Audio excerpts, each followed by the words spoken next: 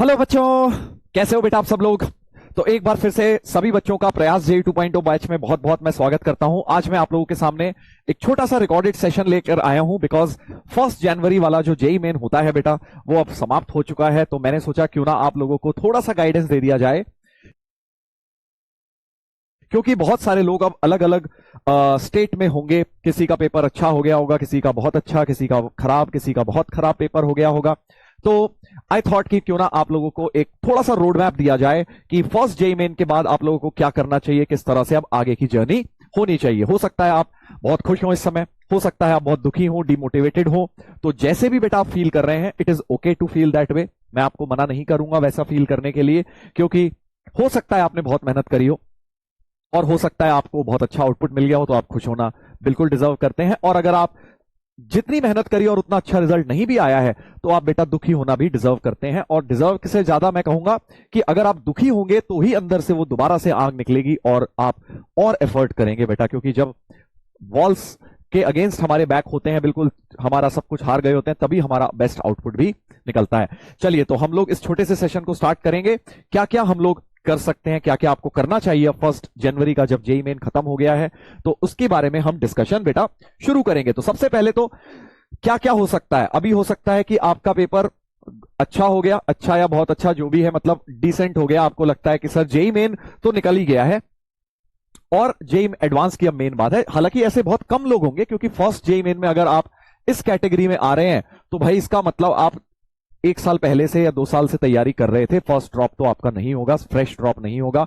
11th 12th में भी या तो आपने तैयारी करी होगी, तभी आपका फर्स्ट जेई मेन अच्छा हो सकता है। देखो, ड्रॉप ईयर में ये बात मैं तुम्हें पहले भी बोलता था, लेक्चर्स जब अपने चल रहे थे, लाइव लेक्चर्स में भी मैं तुम्हें एक बात बोलता था कि बेटा अगर फर्स्ट जेई मेन अच्छा ना भी हो तो घबराना नहीं है, ठीक है ना। अच्छा हो गया तो बहुत अच्छी बात है, वेरी नाइस बेटा। आप तो सीधे अब एडवांस के लिए लग जाइए, एडवांस स्पेसिफिक अपनी तैयारी पे लग जाइए। वरुण एडवांस बैच जैसे हर साल आता है वो आएगा, उसमें आप अपना बढ़िया करके रिवीजन करिएगा। बट उससे पहले जब तक वो नहीं आ रहा है, इसका ये मतलब नहीं है कि टाइम वेस्ट कर रहे हैं। आप अपने ही जो बैकलॉग है, मॉड्यूल्स नहीं कर रखे, पीवाईक्यूज नहीं कर रखे, एडवांस की प्रॉब्लम सॉल्विंग कम करिए, तो वो सब करने पे आप लोग बेटा लग जाइए, राइट। अगर आपको लगता है कि सर आप हमें थोड़े एडवांस के असाइनमेंट्स दे दीजिए, तो मैं वो भी करने को रेडी हूं। आप कमेंट्स में बता देना, मैं पढ़ूंगा और मैं वहां पे चेक कर लूंगा, ठीक है। अगर आप कहोगे तो मैं वो दे दूंगा। अगर आपको लगता है कि सर हमें और क्वेश्चंस की नीड है एडवांस लेवल के प्रैक्टिस करने के लिए, तो वो मैं आपको दे दूंगा। नहीं तो वरुण में तो हम करेंगे ही, काफी सारी डिटेल में बातें करेंगे। अब बात कर लेते हैं मेजॉरिटी ऑफ स्टूडेंट्स की, जो इस समय यार अच्छा नहीं फील कर रहे होंगे। तो अगर अच्छा हो गया है आपका या फिर बेकार हुआ है, यही दो चीजें हो सकती हैं। अगर अच्छा हो गया है बेटा तो मैंने आपको बता दिया, एडवांस के लिए आप बिल्कुल शुरू हो जाइए और बिल्कुल एक भी दिन वेस्ट मत करिए। अच्छा हो गया है सर, मैं तो मेंस ही चाह रहा था, मेरा तो मेंस अच्छा हो गया, मैं 3-4 महीने ऐश कर लूं क्या। तो बेटा देख, इस कैटेगरी में भी बच्चे होते हैं, अच्छा हो तो गया, बट सर मेरे को तो एडवांस करना ही नहीं सर, मैं तो बस मेंस के लायक कर रहा था, मेरा तो हो गया सर, अब तो मैं मजे करूंगा 3-4 महीने। तो बेटा ये है थोड़ी सी छोटी सोच, सही बता रहा हूं। क्योंकि अगर तुम्हें समय मिला है, ड्रॉप मिला है, तो क्यों ना आईआईटी एडवांस के लिए ट्राई करो यार। क्यों अपने आप को रेस्ट्रिक्ट कर रहे हो मेंस के लिए, क्योंकि ये जिंदगी भर का तुम्हारा बेनिफिट हो जाएगा। अगर आईआईटी क्लियर हो गया तो जिंदगी भर का बेनिफिट है, ठीक है। तो सभी बच्चे जिनका मेंस 1 अच्छा हुआ है, आप एडवांस के लिए बिल्कुल जाइए, कोई प्रॉब्लम नहीं है, आपका बिल्कुल वो भी क्लियर होगा। सिर्फ मेंस स्पेसिफिक मत पढ़ाई करो। तुमने पहले नहीं पढ़ा, कोई बात नहीं, 4 महीने बहुत हैं, करोगे हो जाएगा, ठीक है। तो वो आपको करना है, एडवांस को टारगेट करना है बेटा, क्योंकि जिंदगी बार बार मौके नहीं देती। आपको इतना अच्छा सुनहरा मौका मिला है आईआईटी में सीट पाने का, तो आप उसको जरूर ट्राई करिए। अब बात कर लेते हैं मेजॉरिटी ऑफ बच्चों की जिनका पेपर अच्छा नहीं हुआ होगा। तो पहले तो यार मैं तुमसे ये बात पूछना चाहूंगा कि क्या तुम्हारा अच्छा नहीं हुआ, उसके कारण क्या थे। देखो 2-3 कारण हो सकते हैं और उसको तुम्हें खुद बेटा, मैं तुम्हें ब्लेम नहीं कर रहा, तुम खुद एनालिसिस करो कि क्या तुम्हारी तैयारी अच्छी थी, मतलब पढ़ा पढ़ा था कि नहीं पढ़ा था अच्छी तरह, लास्ट मोमेंट पे बस सर वन शॉट हमने तो कर लिया वैसे सिलेबस खरा, या फिर आपने प्रॉपर तरीके से पढ़ाई करी, अच्छी तरह से पढ़ा था, ठीक है, या फिर नहीं मक्कारी करी थी सर हमने तो। हम जानते हैं कि सर हमने मक्कारी करी थी, लास्ट लास्ट में थोड़ा बहुत कोशिश कर ली थी, बट अंदर से हमने बोल तो है सबको कि हम पढ़े थे, बट हम पढ़े नहीं थे सर, हमने अपना एफर्ट नहीं दिया था। क्या हमने अपना 100% तो छोड़ो, 80-90% भी एफर्ट दिया। तो अगर आपने अपना 80% से ज्यादा एफर्ट दे रखा था तो मतलब आपने पढ़ा था, सिंपल से मैं इसको कैटेगराइज कर देता हूं।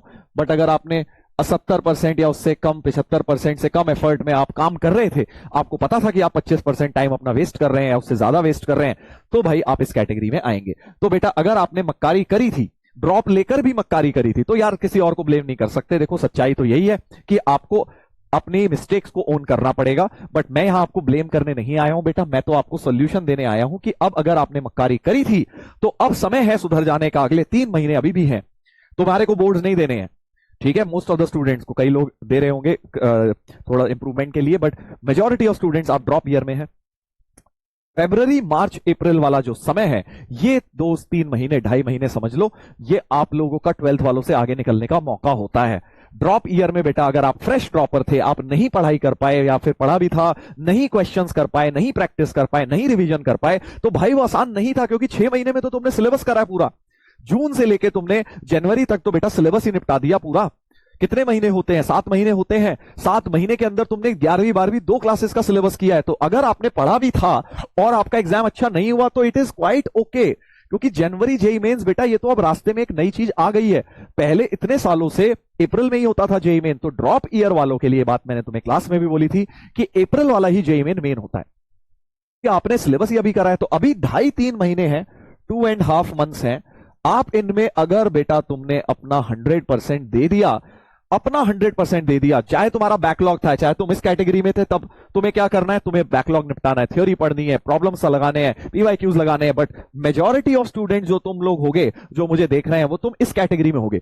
70-80 नहीं तो 70%, 60% कुछ तो तुमने दिया होगा अपना, राइट? तो अगर आप इस कैटेगरी में है या फिर आप यहां पर है लेस देन, मतलब ये समझ लो 60 से आपने या 50 से 75, 50 से 80% आपने दिया है, या महामक्कारी वाले स्टेज पे है, ठीक है। 3 कैटेगरी करा देता हूं। महामक्कारी, ये तो भैया कि 50% से भी सर हमने कमी अपना एफर्ट दिया है। तो बेटा आपको तो सीधा सीधा लेक्चर देखने हैं, कम से कम चैप्टर छोड़ने हैं, मेजॉरिटी ऑफ लेक्चर्स देखने हैं, उनके पीवाईक्यूज करने, सारा काम आपको तो बहुत एफर्ट लगेगा, कर सकते हो, अभी भी कोशिश करोगे हो जाएगा। बट इन 2 कैटेगरी में 2.5 महीने में भाई तुम्हें सिर्फ मेजरली प्रैक्टिस करनी है। जो थोड़ा बहुत बैकलॉग है उसे निपटाओ। कुछ बच्चे कोनिक सेक्शन छोड़ जाते हैं, कोई कॉम्प्लेक्स छोड़ जाता है, कोऑर्डिनेट छोड़ गया, कोई कुछ छोड़ गया, 11th का छोड़ गया, वो सब चैप्टर्स निपटाओ। और 2.5 महीने तुम्हारे लिए इनफ है यार। अगर तुम अब अपने आप को आज देख लो, तुम्हें मेरी बात पे अगर विश्वास है तो बेटा 2.5 महीने बाद देख लेना कितना डिफरेंस होगा। क्योंकि अभी तुमने पहली बार पढ़ा था, तुम्हें बड़ी मुश्किल से कोई कोई चीजें याद हैं, बहुत ज्यादा अच्छी तरह रिवीजन नहीं कर पाए, नोट्स नहीं बनाए थे, सर नोट्स याद नहीं है, नोट्स में हमने रिवीजन ही नहीं किया, बस पढ़ के किसी तरह लेक्चर देकर चले गए थे। अब वो 2.5 महीने जब आप उसे बार बार नोट्स में से रिवाइज करेंगे, पीवाईक्यूज करेंगे, तो आपका बेटा वो बहुत स्ट्रांग हो जाएगा टॉपिक, ठीक है ना। तो जो एक्चुअल में चीज है अगले 2.5 महीने में करने वाली है। अभी तो तुम यार सीख रहे थे, बस समझ रहे थे, किसी तरह कॉन्सेप्ट को सीख रहे थे। अब तो एक्चुअल टाइम आया उसे कन्वर्ट करने का। तो मार्क्स उतनी आसानी से नहीं आते। फर्स्ट स्टेज होता है आपने सीखा, अब उसको आप जब खूब सारे सवाल करेंगे, बार बार रिवाइज करेंगे, तो आपको वो फास्ट स्पीड बनेगी, एक्यूरेसी बनेगी, नंबर में कन्वर्ट होगा जेई मेन के अंदर, एग्जाम मॉक टेस्ट के अंदर, ठीक है। तो 2.5 महीने हैं। आप ये जो लोग हैं इनमें से, आप ये सबसे पहले देखिए कि आपकी लैकिंग कहां है। क्या लेक्चर्स नहीं देखे थे? क्या लेक्चर्स देखे थे, रिवीजन नहीं किया था, नोट्स नहीं याद है, हमें नोट्स की बातें ही याद नहीं आ रही थी एग्जाम में सर, हम ब्लैंक हो रहे थे, हमें कैलकुलेशन मिस्टेक हो रही थी, हमारी प्रॉब्लम सॉल्विंग स्किल्स वीक थी, या हमने प्रैक्टिस उतनी नहीं करी थी। आपको ये सब चीजें देखनी है। अगर नोट्स से रिलेटेड प्रॉब्लम है, रिवीजन से रिलेटेड प्रॉब्लम है, तो भाई तुम्हें नोट्स रिवाइज करने हैं, अपने नोट्स पढ़ो डेली। उसमें हर एक चैप्टर का हर चीज तुम्हें पता होनी चाहिए, क्लास में क्या ट्रिक कहां पे कब क्यों बताई गई है, किस चैप्टर में कौन से लेक्चर में क्या ट्रिक बताई गई है, तुम्हें सारी लर्न होनी चाहिए। अगर वो लर्न नहीं है तो एग्जाम में नंबर नहीं आएंगे, पहले ही बता रहा हूं। उसके लिए आपके पास अपने नोट्स हैं, आप वहां से पढ़िए। अगर आपने बनाए हैं तो, नहीं बनाए हैं नोट्स तो बैच में पीडीएफ मिलती है, वहां से पढ़ सकते हो। बट और उसके अलावा आपको पता है इजी नोट्स भी आप लोगों के लिए मैंने लिखे थे, वो भी आप लोगों के बहुत बच्चों ने वो बाय करे हैं, बट वो बाय करके रख लिए हैं, बस उसमें से कोई रिवीजन ही नहीं हुआ है, सिर्फ किसी को याद ही नहीं है उसमें क्या बताया हुआ है सर ने, क्या ट्रिक्स बताई हुई है, कुछ याद नहीं है। तो याद करके जाना है बेटा। और इनफैक्ट 12th वाला भी, तुम लोग लाइव बैचेस में इतना बोल रहे थे सर 12th वाला कब आएगा, वो भी बुक आ गई है पीछे से। जब टाइम मिला मुझे 11th के, आप लोगों के 12th के exam boards, sorry JEE Main चल रहा था, तो मैंने लास्ट का जो पार्ट बचा था वो फिनिश कर दिया है बेटा। वो भी बुक अब अवेलेबल है, जिन भी बच्चों को लेनी है वो भी ले सकते हैं। तो सबसे पहली बात, नोट्स अगर आपके फिंगर टिप्स पे नहीं है तो उनको करिए। आपने खुद बना रखे हैं, उससे अच्छी कोई बात नहीं है, वो बना के आप उन्हीं से पढ़ लीजिए, तब आपको बुक लेने की जरूरत नहीं है, क्योंकि सेम ही चीज है, सही बता रहा हूं। तो 99% चीजें सेम ही मिलेंगी आपको। बट बुक में बस ये है कि वो सब एक जगह कंपाइल्ड हो जाता है, तुम उसको बिना किसी स्क्रीन के माध्यम के पढ़ सकते हो, अपने आप पढ़ सकते हो, समय बच जाता है, बस ये चीज है।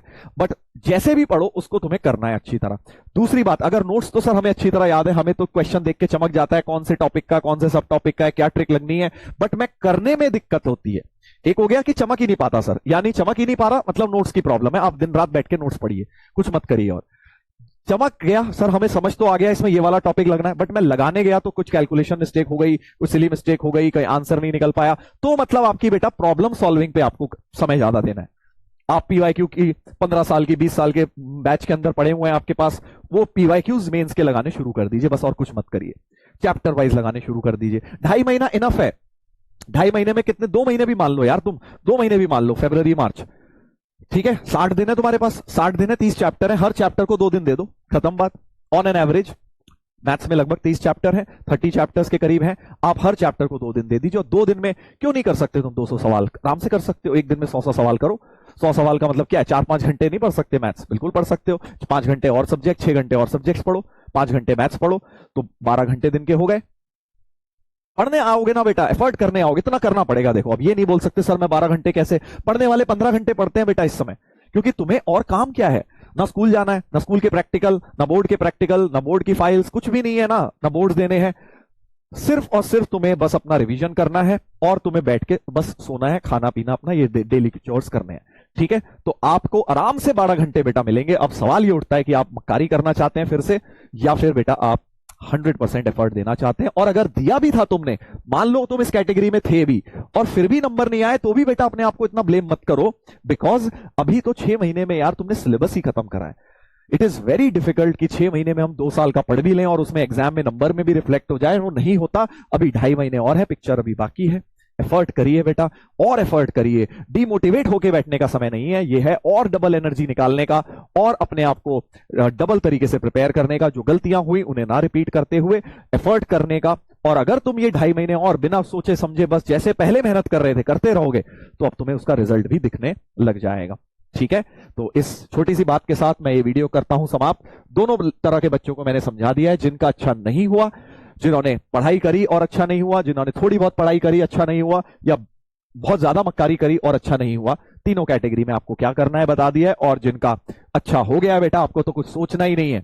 ये मत सोचो कि सर हम तो थक गए हैं, 2 साल हो गए, 3 साल हो गए पढ़ते हुए, अब मैं ऐश चाहता हूं। ऐश ही ऐश है 4 महीने बाद, अप्रैल के बाद, एडवांस के बाद, मई जून के बाद तुम्हारी, मई मिड के बाद तुम्हारी ऐश होनी है, कुछ और करने को ही नहीं है। फ्री टाइम है, मैंने तुम्हें बैच में भी बताया था, राइट। तो अभी के लिए आप फ्री टाइम मत यूज करिए, आप अभी उस फ्री टाइम को पढ़ाई में यूज करिए, एडवांस की तैयारी में यूज करिए, और अगर मेंस अच्छा नहीं हुआ तो मेंस की तैयारी में यूज करिए, ठीक है। बाकी जैसा कि मैंने बताया 12th वाली इजी नोट्स भी आ गई है, आपकी मर्जी है, आप लेना चाहें ले लीजिएगा। Amazon, फ्लिपकार्ट, PW स्टोर सब जगह अवेलेबल है बेटा ये, राइट।